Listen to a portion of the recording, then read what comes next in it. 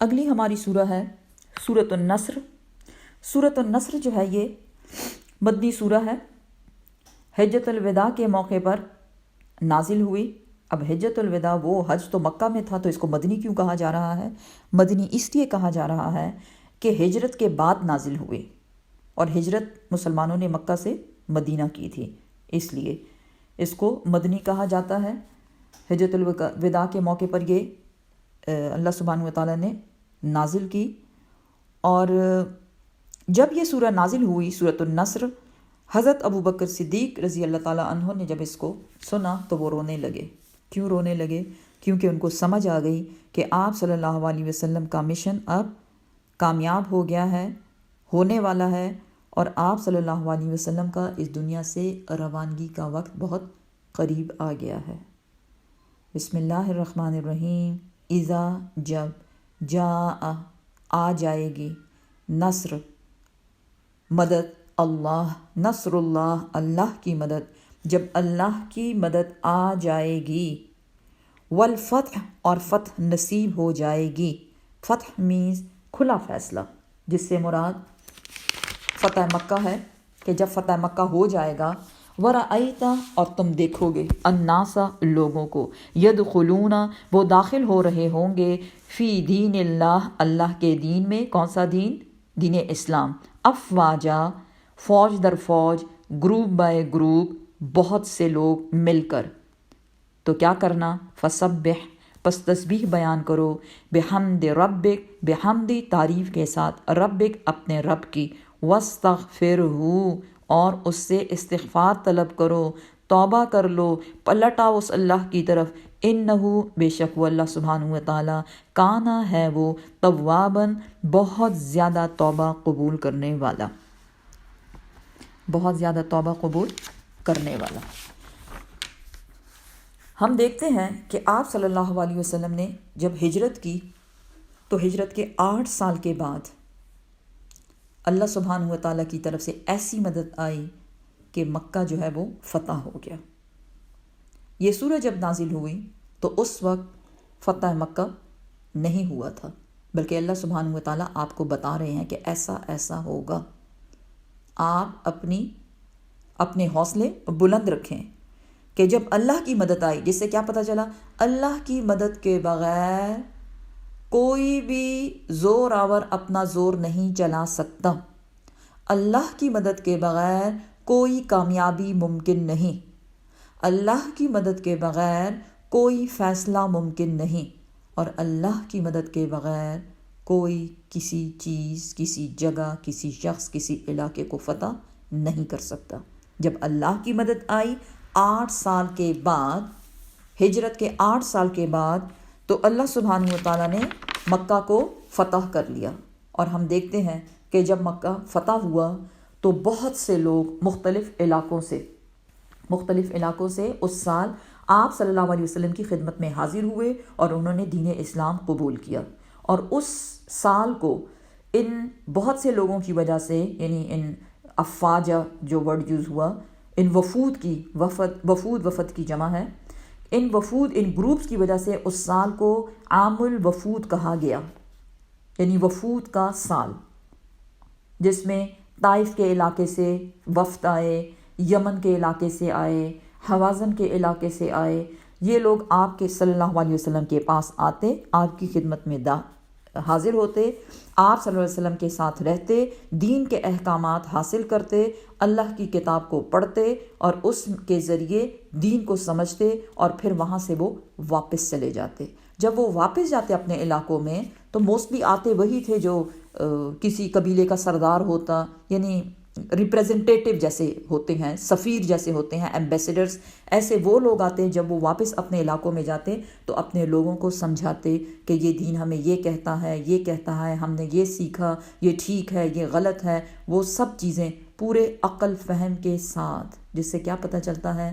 دین تلوار کے زور سے نہیں پھیلا، دین سوچ سمجھ کے ساتھ پھیلا ہے۔ انسان نے اس کو سمجھا، سوچا، عمل کیا، اور پھر جب اس کو پتہ چلا کہ اس میں تو میرا فائدہ ہی فائدہ ہے، تو وائی ناٹ کہ اس کو قبول کیا جائے۔ اور لوگوں نے دین اسلام کو قبول کیا، اور آپ صلی اللہ علیہ وسلم کی زندگی میں تقریباً سارے کا سارا عرب مسلمان ہو گیا۔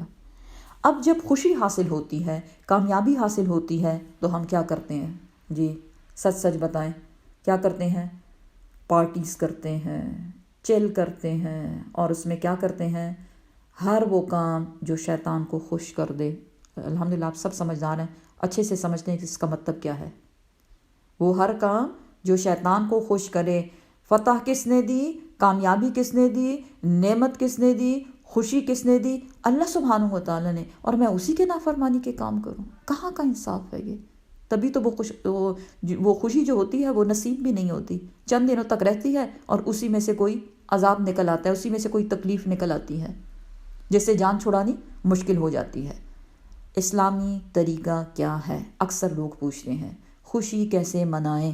منانے کا طریقہ کیا بتایا جا رہا ہے؟ فَسَبِّحْ بِحَمْدِ رَبِّكَ، اپنے رب کی تعریف کے ساتھ اس کی تسبیح بیان کرو۔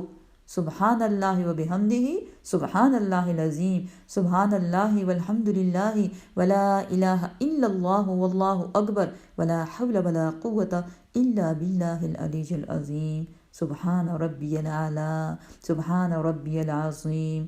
تو دیکھا جائے جب ہم نماز پڑھتے ہیں تو اس میں کیا ہوتا ہے؟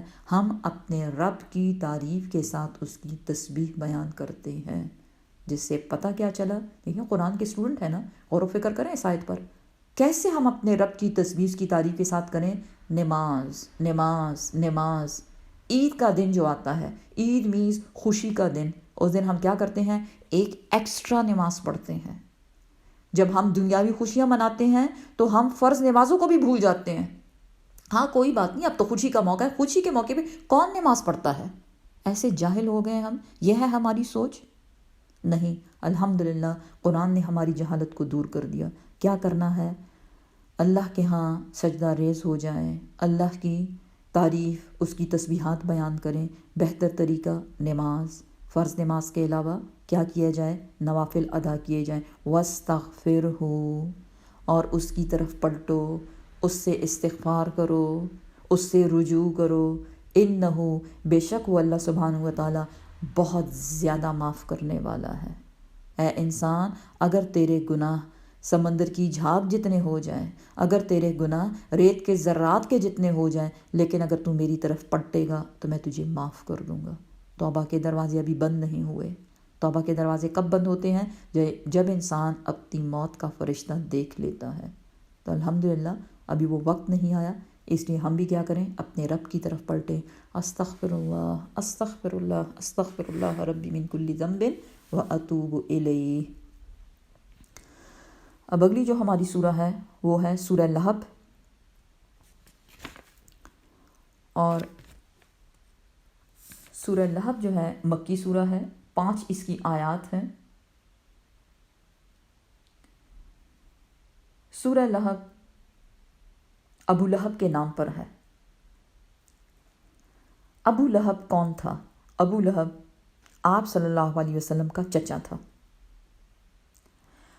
ابو لہب نے اپنی زندگی کا مشن یہ بنا رکھا تھا کہ وہ آپ صلی اللہ علیہ وسلم کے مشن یعنی دین اسلام کا لوگوں تک پہنچانا، اللہ کے احکامات کا لوگوں تک پہنچانا، اس کو کبھی بھی کامیاب نہیں ہونے دے گا۔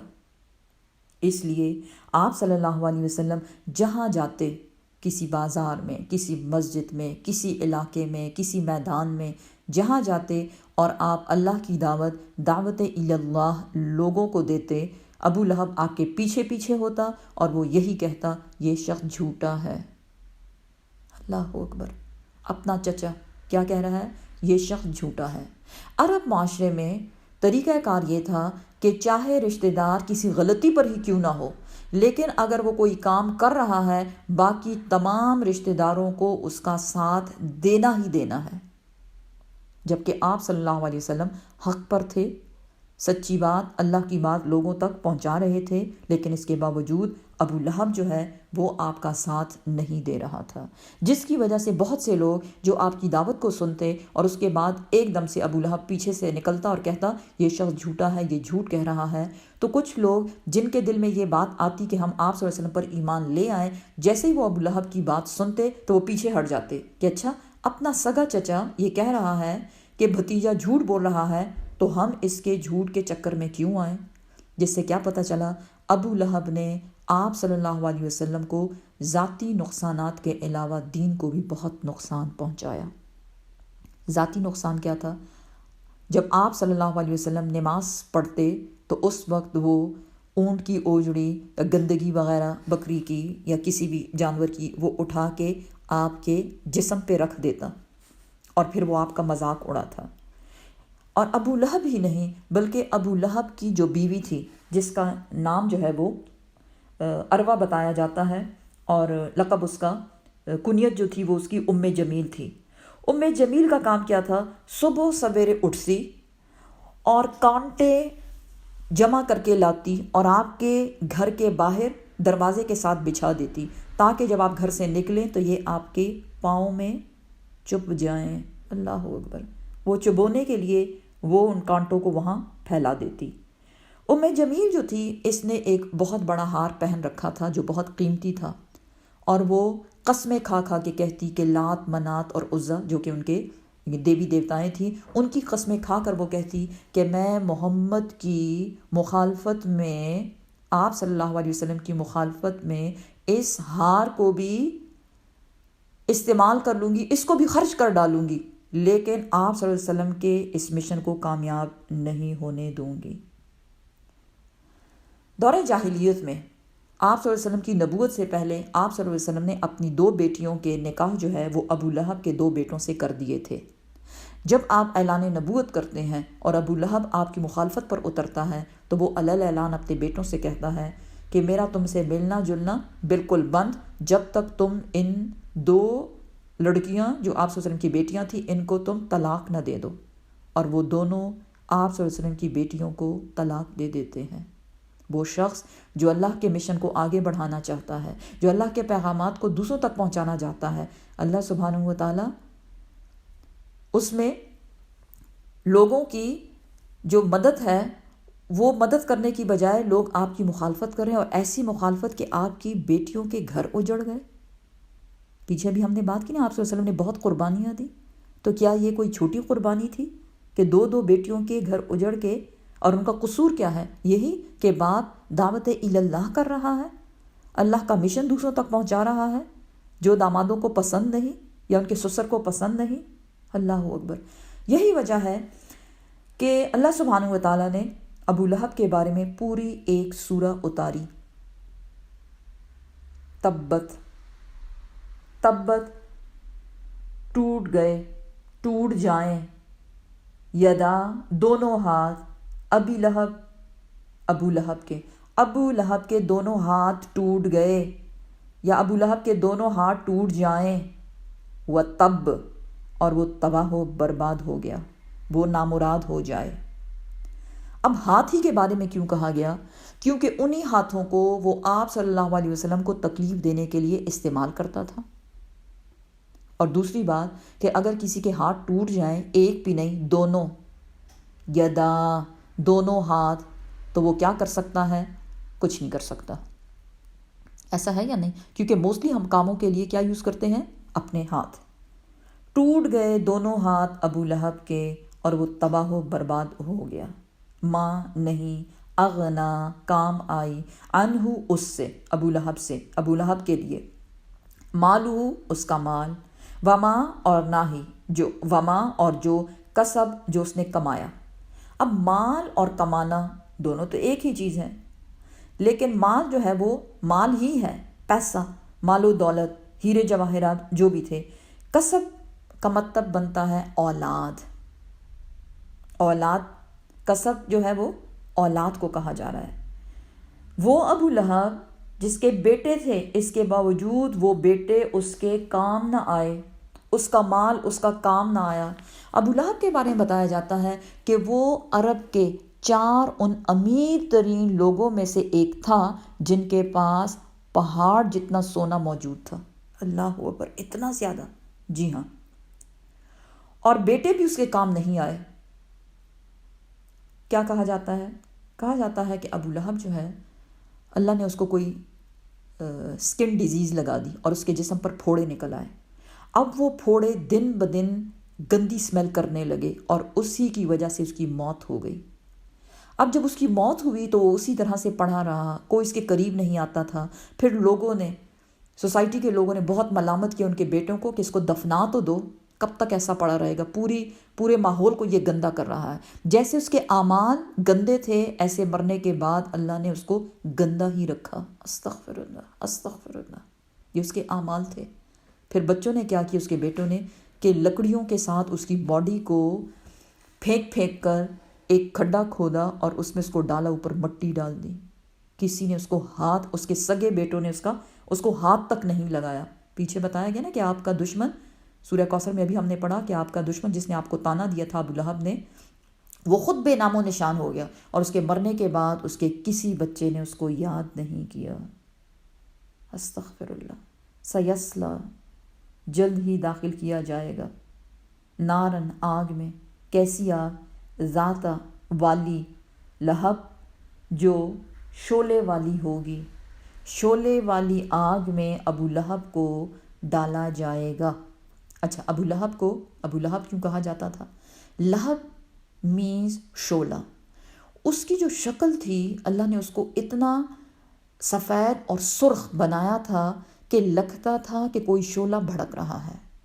اس کی خوبصورتی اس کو بچا نہ سکی، اور ابو لہب کو اللہ سبحانہ و تعالیٰ اس کے اعمال کی وجہ سے بھڑکتی ہوئی آگ میں لے گئے۔ وامرأتہ، اور اس کی بیوی، اب بیوی کا حال سنیں، ام جمیل۔ وامرأتہ، اور اس کی بیوی جو ہے ام جمیل، حمالۃ الحطب، سر پر ایندھن اٹھائے پھرتی ہے۔ حمالۃ الحطب، سر پر ایندھن اٹھائے پھرتی ہے۔ اب حمالۃ الحطب جو ہے، یہ تو جو عربی میننگ اس کے یہی آتے ہیں، سر پر آگ اٹھانا۔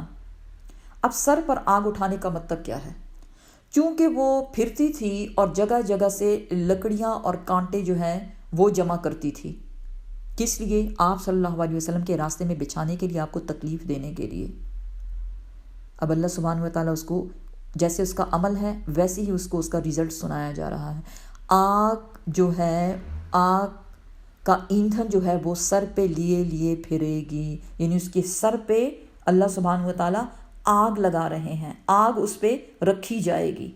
دوسرا مطلب حمالۃ الحطب جو ہے، اس کا بنتا ہے چغل خوری کرنے والی، فسادی تھی نا، فسادی بھی تھی، چغل خوری بھی تھی، جگہ جگہ آپ صلی اللہ علیہ وسلم کے بارے میں وہ دوسروں کو بھڑکاتی اور اکساتی تھی۔ اور آگ، ایسے لوگ جن کا عمل فسادی ہو، یعنی لوگوں میں پھوٹ ڈالنا، وہ ان کی مثال ایسی ہی ہے جیسے وہ آگ کو پھیلا رہے ہیں، بھڑکا رہے ہیں لوگوں کو۔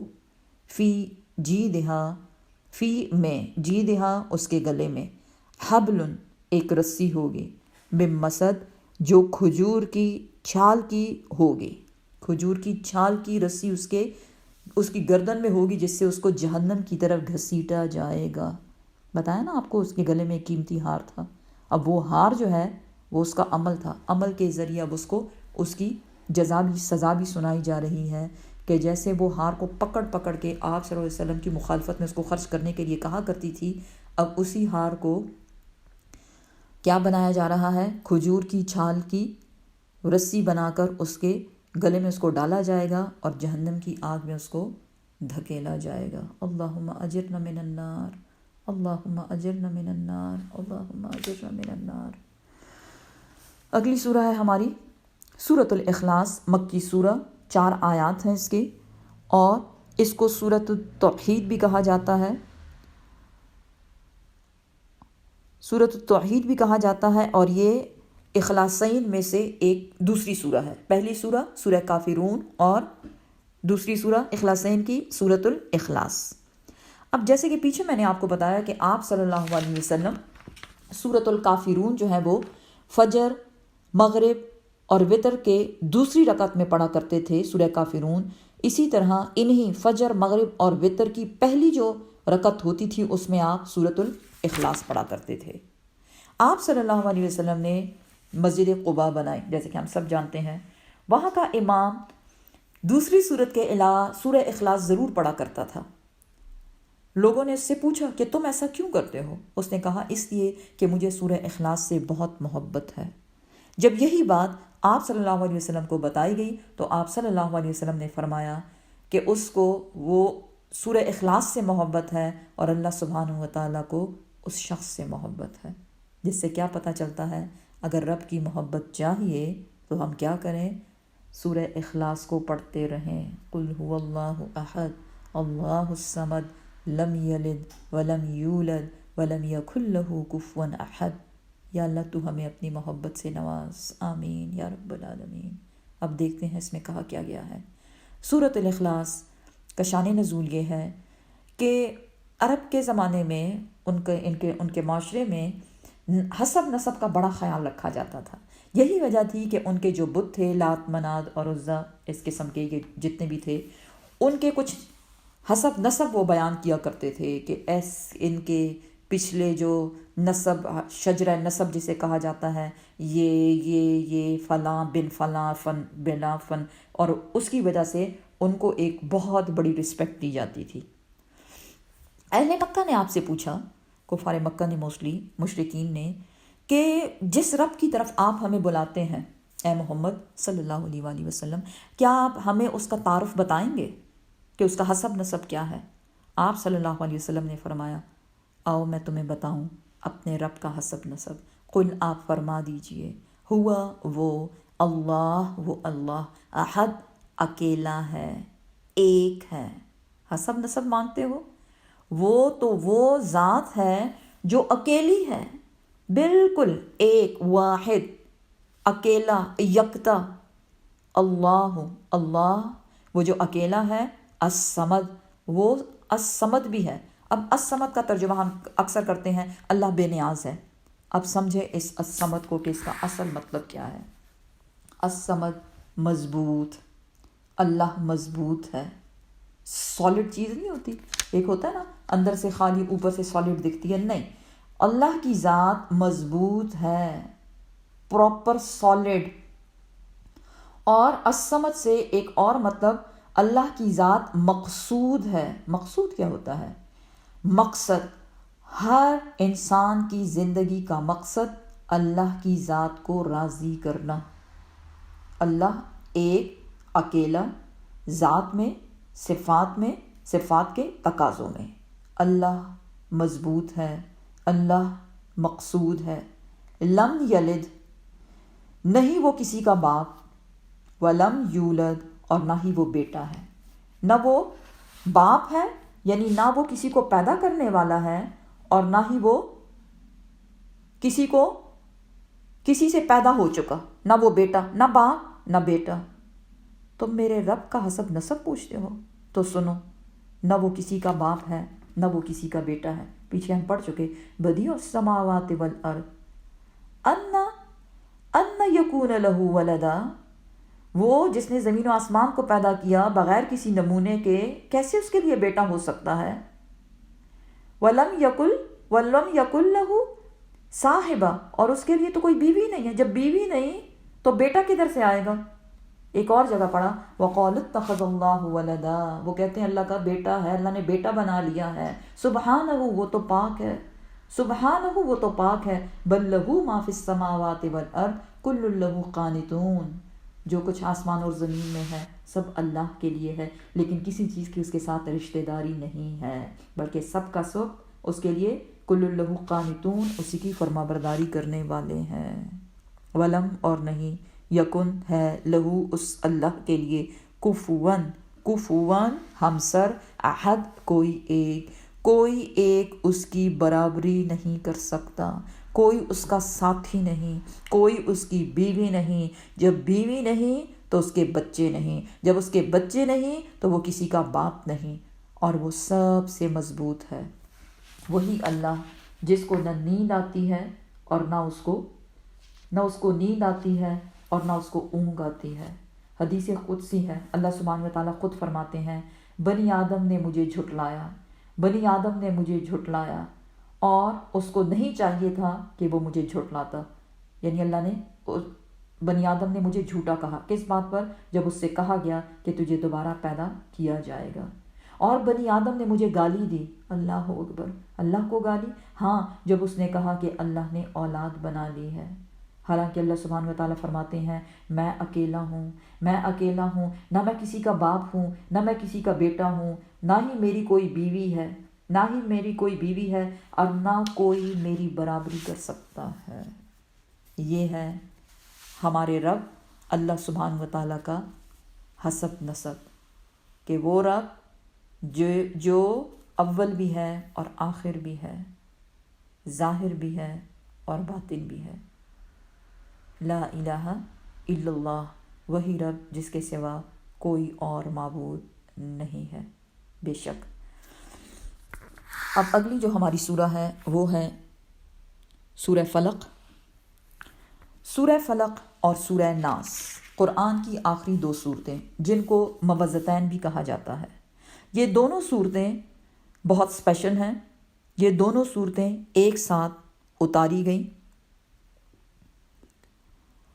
اور ان دونوں صورتوں کو دعا بھی کہا جاتا ہے. اس لیے آپ صلی اللہ علیہ وسلم نے ان صورتوں کو بار بار پڑھنے کی تلقین ہمیں کی. بسم اللہ الرحمن الرحیم. مکی سورہ فلق مکی سورہ ہے جس کی 5 آیات ہیں. قل، آپ فرما دیجئے اے محمد صلی اللہ علیہ وسلم، اعوذ، میں پناہ مانگتا ہوں، میں پناہ میں آتا ہوں، برب الفلق، فلق کے رب کی. اب ہم ترجمہ کیا کرتے ہیں موسٹلی؟ میں پناہ میں آتا ہوں صبح کے رب کی. ٹھیک ہے، لیکن چونکہ ہم قرآن کے اسٹوڈنٹ ہیں اس لیے ہم اس پہ تھوڑا سا غور و فکر کریں گے. فلق کیا ہے؟ فلق مینز پھاڑنا. پھاڑنا، جی ہاں، پھاڑنا. ہم پیچھے پڑھ چکے ایک سورہ میں کہ زمین اور آسمان ایک گولے کی شکل میں تھے. اللہ سبحانہ و تعالیٰ نے اپنی قدرتوں سے کیا کیا؟ اس کو فَفَتَقْنَاهُمَا، دونوں کو پھاڑ کر الگ کر دیا. تو رب الفلق کون ہے؟ وہ جس نے زمین اور آسمان کو پھاڑ کر الگ کر دیا. نمبر 1. نمبر 2، جب دن آتا ہے، صبح ہوتی ہے، تو وہ رات کے اندھیروں کو پھاڑ کے آتا ہے. ایسا ہے یا نہیں؟ بالکل. تو پھر کیا ہے؟ رب الفلق، وہ رب جو رات کے اندھیرے کو پھاڑ کر صبح نکالتا ہے. پوائنٹ نمبر 3، جب انڈے سے بچہ پیدا ہوتا ہے تو انڈا پھٹتا ہے. تو میں پناہ میں آتا ہوں اس رب کے جو انڈے کو پھاڑ کے اس میں سے بچہ نکالتا ہے. پیچھے ہم پڑھ چکے کہ اللہ سبحانہ و تعالیٰ کیا ہے؟ فالق الاصباح، صبح کا پردہ، صبح پھاڑنے والا. پھو پھٹتی ہے جیسے ہم کہتے ہیں تو صبح ہو جاتی ہے. رب الفلق کون ہے؟ وہ رب، اسی قرآن میں ہم پڑھ چکے، جو دانے اور گھٹلی کو پھاڑنے والا ہے. دانا پھٹتا ہے، پودا نکلتا ہے. گھٹلی پھٹتی ہے، پودا نکلتا ہے. تو رب الفلق وہی رب جو دانے اور گھٹلی کو پھاڑنے والا ہے. دیکھیں کتنے زیادہ میننگز اس کے نکلتے ہیں. اسی طرح زمین میں بیج بویا، اب وہ باہر نکلنے کے لیے کیا کرے گا؟ زمین کو پھاڑے گا. زمین پھٹے گی تو تبھی وہ پودا اس میں سے نکلے گا. کون ہے یہ رب؟ رب الفلق، وہ جو زمین کو پھاڑ کر پودوں کو، سبزے کو باہر نکالتا ہے. تو قل اعوذ برب الفلق، میں پناہ میں آتا ہوں، کہہ دیجئے اس رب کے جو پھاڑنے والا ہے. دیکھیں کتنی چیزیں پھٹ گئیں. اب اس پھاڑنے کے لیے جو زور لگتا ہے وہ میں، آپ یا دنیا کا کوئی بھی سائنٹسٹ، دنیا کا کوئی بھی بندہ وہ کام نہیں کر سکتا. کوئی مخلوق وہ کام نہیں کر سکتی. یہ کام صرف اور صرف خالق کر سکتا ہے، وہ رب کر سکتا ہے. سوچے کتنی زیادہ پاورفل دعا ہے یہ. دعائیں مانگتے ہیں نا ہم، تو یہ دعا کہ میں اس رب کی پناہ میں آتی ہوں یا آتا ہوں جو پھاڑنے والا ہے، صبح کے رب کی.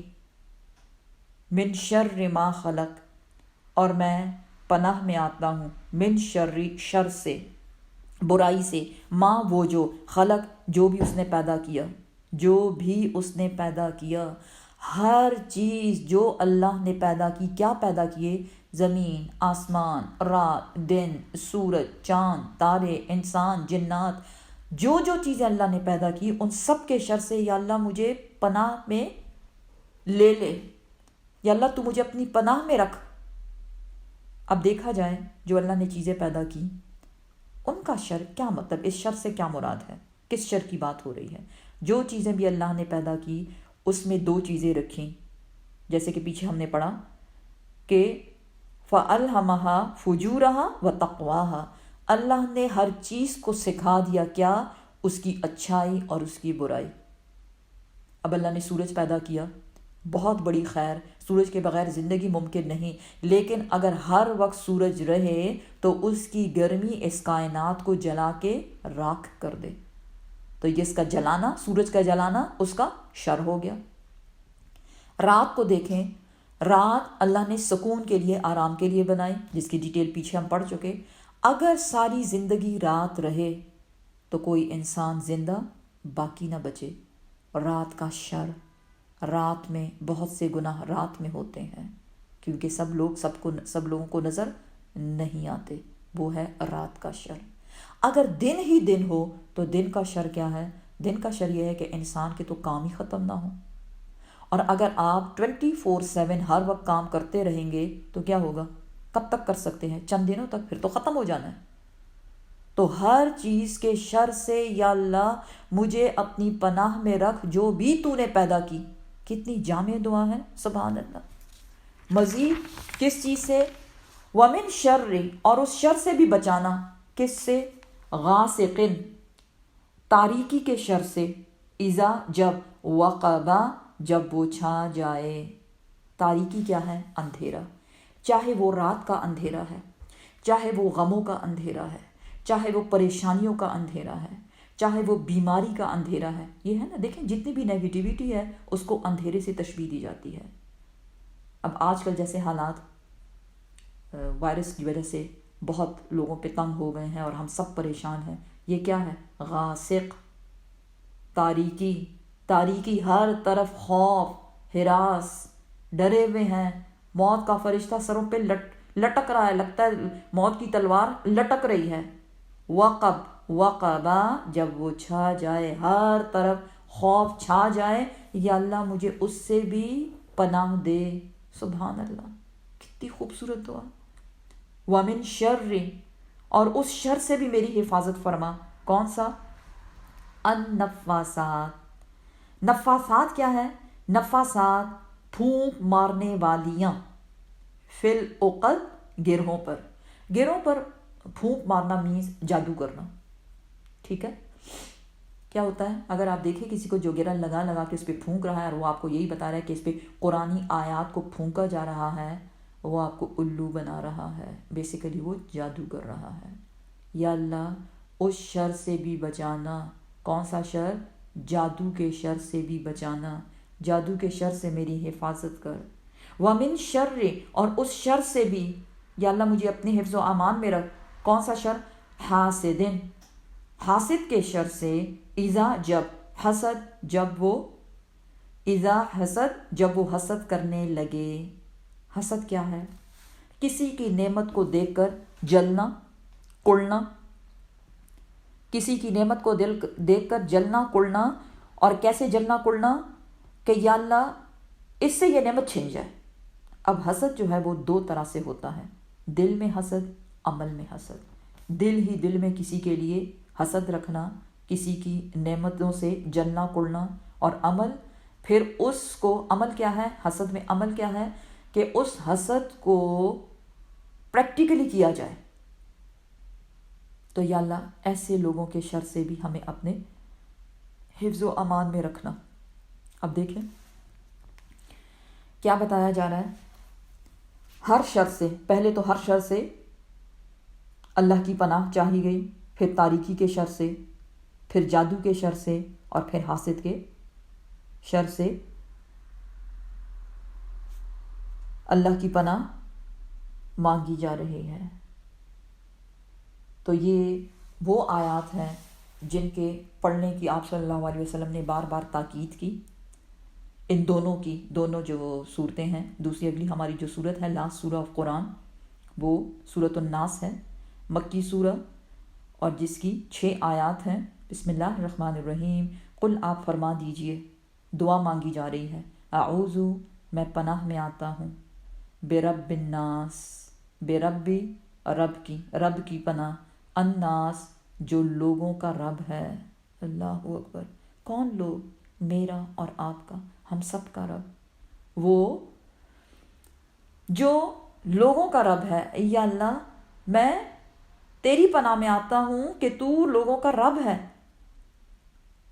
ملک الناس جو لوگوں کا مالک ہے، ایسا رب جو لوگوں کا مالک ہے، الہ الناس وہ الہ جو لوگوں کا الہ ہے، معبود ہے جس کے سوا اور کوئی معبود نہیں۔ اب یہ لوگوں کا رب اور لوگوں کا مالک اور لوگوں کا الہ، اس سے مراد کیا ہے؟ بیسیکلی انسان کو عزت دی جا رہی ہے، ساری کی ساری عزت، وَالْعِزَّةُ لِلَّهِ جَمِيعًا، ساری کی ساری عزت اللہ کے لیے ہے، اللہ کو کسی کی عزت کی ضرورت نہیں۔ لیکن انسان کو عزت دینے کے لیے اس کو رب کی مخلوق بتایا جا رہا ہے۔ وہ رب جس نے انسانوں کو پیدا کیا، وہ ان کا رب ہے، خالق مالک اور مدبر ہے، مجھے اس کی پناہ چاہیے۔ اور وہی رب کیا ہے؟ مالک الملک، بادشاہوں کا بادشاہ، اور وہی رب تمام لوگوں کا الہ، لا الہ الا اللہ، من شر الوسواس، اور اے اللہ میں پناہ میں آتا ہوں من شر سے، کون سا شر؟ الوسواس، وسوسے ڈالنے والے کے شر سے، الخناس وہ جو خناس ہے، خناس کون ہے؟ بار بار آنے والا، وسوسہ وہ جو بار بار آتا ہے، الذی وہ جو، یوسوسو جو وسوسے ڈالتا ہے، الذی وہ وسوسے، وہ جو بار بار آنے والا ہے، یعنی شیطان کی طرف اشارہ ہے، یوسوسو وہ وسوسے ڈالتا ہے، فی صدور الناس لوگوں کے سینوں میں۔ کون لوگ؟ میں اور آپ، ہم سب۔ سینے میں کیا ہے؟ دل میں وسوسوں کا آنا، من الجنتی چاہے وہ جنوں میں سے ہے، والناس اور لوگوں میں سے۔ کس کی پناہ مانگی جا رہی ہے؟ اس رب کی جو لوگوں کا رب ہے، وہ جو مالک ہے لوگوں کا، وہ جو معبود ہے لوگوں کا، اور اس شر سے جو شیطان وسوسوں کی صورت میں بار بار لوگوں کے دلوں میں ڈالتا ہے۔ لیکن یہ کام صرف شیطان نہیں کرتے، کچھ لوگ انسانوں کی شکل میں بھی شیطان ہوتے ہیں، ان کے وسوسوں سے بھی اللہ سبحانہ وتعالیٰ سے پناہ مانگی گئی ہے۔ وسوسہ، سب سے پہلا وسوسہ شیطان نے کس کے دل میں ڈالا؟ حضرت آدم علیہ السلام اور حوا کے دل میں، اور کیا کہا کہ کیا میں بتاؤں تم کو ایک ایسا درخت جس سے کھانے سے تم ہمیشہ زندہ رہو گے اور لازوال بادشاہت پاؤ گے؟ اور ہر انسان کی یہ خواہش اور کوشش ہوتی ہے کہ وہ ہمیشہ رہے اور اس کے ہاتھ میں پاور رہے۔ اسی طرح یہ وسوسے جو ہیں شیطان نے نبیوں کے دلوں میں بھی ڈالے، وہ الگ بات ہے کہ اللہ سبحانہ وتعالیٰ نے ان کی حفاظت کی۔ اب ان وسوسوں سے کیسے بچا جائے؟ پیچھے ہم پڑھ چکے، وَإِمَّا کہ اگر پہنچے تیرے پاس، يَنزِغَنَّكَ مِنَ الشَّيْطَانِ نَزْغًا اگر شیطان تیرے دل میں وسوسہ ڈالے تو تو کیا کر؟ فَاسْتَعِذْ بِاللَّهِ اللہ کی پناہ میں آ جا، إِنَّهُ هُوَ السَّمِيعُ الْعَلِيمُ بے شک وہ سننے والا جاننے والا ہے۔ شیطان دلوں میں وسوسے کب ڈالتا ہے؟ جب انسان کا دل رحمان سے غافل ہو جائے۔ جب وہ غافل ہو جاتا ہے اور وہ شیطان کی خوشی کے کاموں میں مشغول ہو جاتا ہے تو شیطان اس کے دل پر قبضہ کر لیتا ہے۔ وَمَن يَعْشُ عَن ذِكْرِ الرَّحْمَنِ نُقَيِّضْ لَهُ شَيْطَانًا فَهُوَ قَرِین، جس شخص کا دل اللہ کے ذکر، رحمان کے ذکر سے غافل ہو جائے، اللہ سبحانہ وتعالیٰ فرماتے ہیں ہم اس کے دل پر شیطان کو مقرر کر دیتے ہیں اور وہ اس کا دوست بن جاتا ہے۔ تو کرنا کیا ہے؟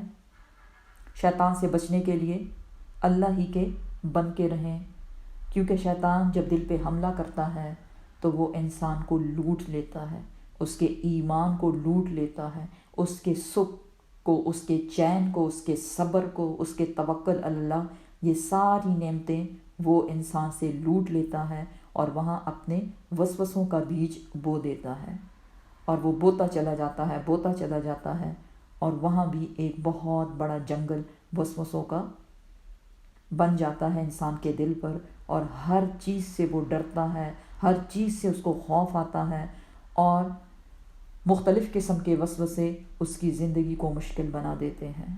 اب ان چیزوں سے بچنے کے لیے ان عبادی لیس لک علیہم بسلطان، بے شک جو میرا بندہ بن کے رہے گا اس پر تیرا کوئی زور نہیں چلے گا۔ کس کا؟ شیطان کا۔ تو ہم اللہ سے دعا کرتے ہیں کہ اللہ سبحانہ وتعالی ہمیں اپنا بندہ بنا لے، اور میں یہی کہوں گی ایک بار پھر کہ آپ سب سورہ فلق اور سورہ ناس جو ہے اس کو اپنی زبان پہ رکھیں، اسپیشلی ہر نماز کے بعد اس کو ضرور پڑھا جائے، رات کو سونے سے پہلے اس کو پڑھ کر اپنی ہتھیلیوں پر پھونکا جائے اور ان ہتھیلیوں کو اپنے سارے جسم پر پھیرا جائے، جو کہ سنت طریقہ ہے۔ اللہ سبحانہ وتعالی ہم سب کی حفاظت کرے، آمین۔